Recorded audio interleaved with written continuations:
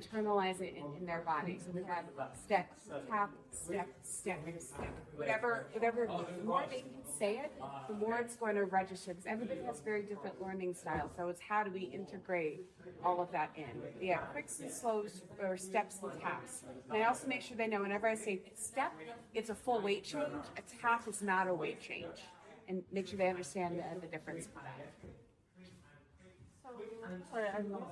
Yeah.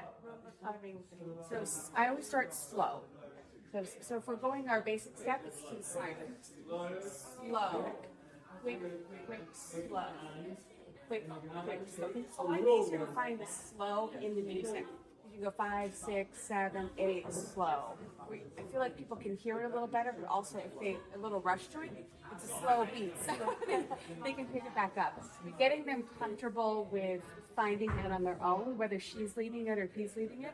They usually have one part of the couple that is more of a metronome than the other, and I put them in charge of that. So I'll start by counting them in a lot, and then I lean off of that so they can find themselves, since we're not going to be there at the wedding.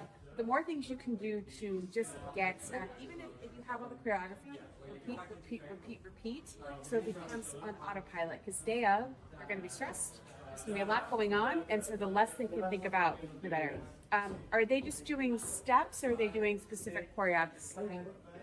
I would say more of a choreography. Okay. Yeah. Usually when I'm putting choreography together, I tie it to the music, and I leave breaks for things. So that way, if I'm doing if we're doing New Yorks or other things, I'll put a basic in between everything. So they can use it as a catch step.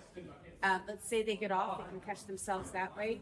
And then they just say the sequencing out loud. Okay, so we have New York, basic. We have hand in hand, basic. We go back to New York, basic. And so they get used to that.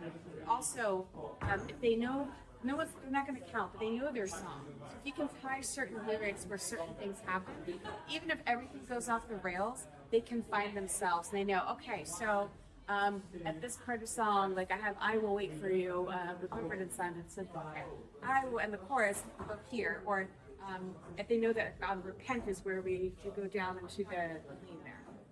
So those types of things that you can find really, really help.